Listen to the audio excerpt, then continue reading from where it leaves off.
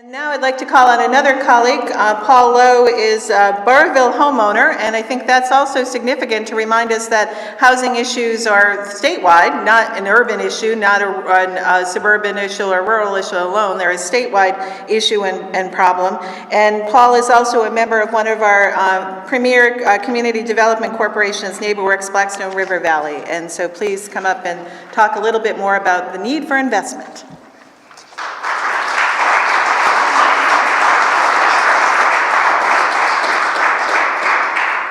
Thank you.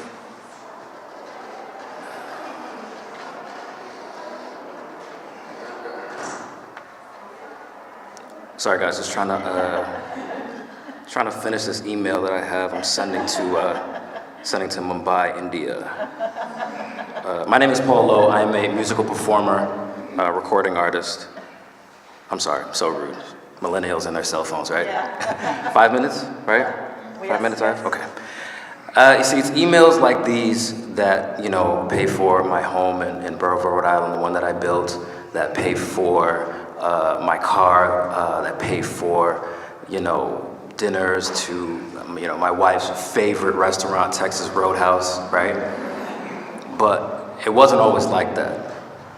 Let me rewind my life 7 years ago, right, where there were no dinners at Texas Roadhouse. We barely had groceries. Okay.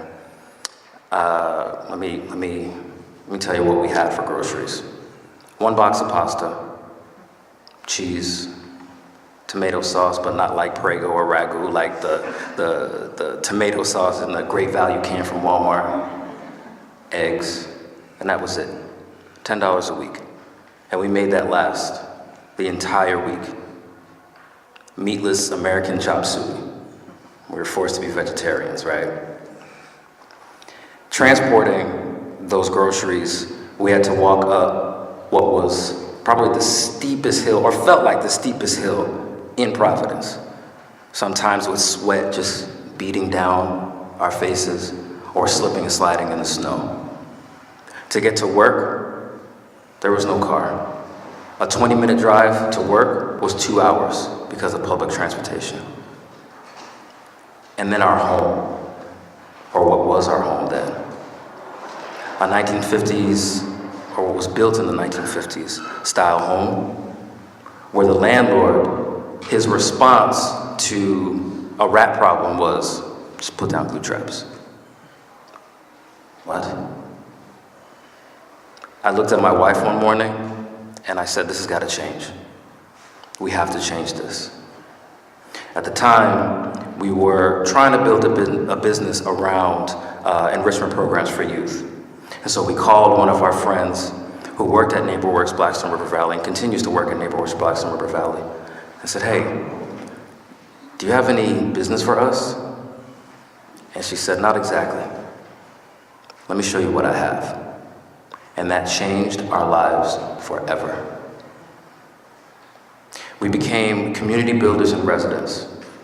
In return for building the youth of the Woonsocket community, we received a free apartment, and not just an apartment, a loft-style apartment. Beautiful high ceilings, probably as high as this in here. Maybe not. Almost, but just as beautiful.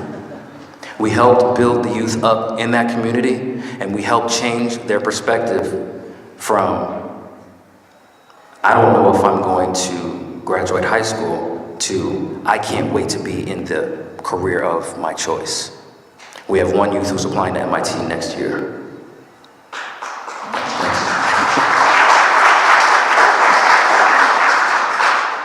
All while doing that, we were able to use the credit building services that NeighborWorks has to offer, so that we not only were able to afford our own home, we were able to put not just sweat equity, but blood, sweat, and tear equity into our new home in Burrillville, Rhode Island, thanks to NeighborWorks Blackstone River Valley.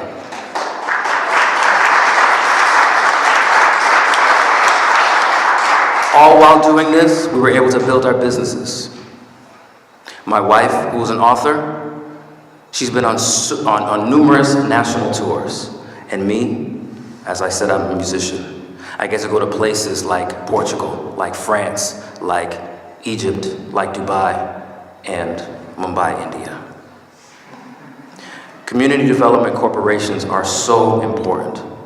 They don't just provide cheap places for people to live. They help people build dreams.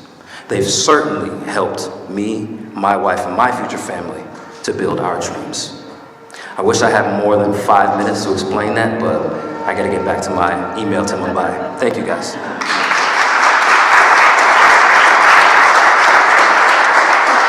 Thank you for sharing your story, and you're absolutely right that safe house is that base, right? It's that way that we build our life, and the bills that we're also a part of our legislative packet is to continue to invest as a state into building more opportunities and more housing, both home ownership and rental.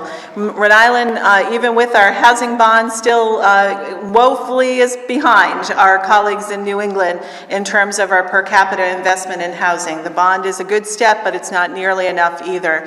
And so looking for more ways to fund and redevelop that housing so that we can have more and more stories like Paul's story and more success to show. So again, thank you all for your continued efforts on this work.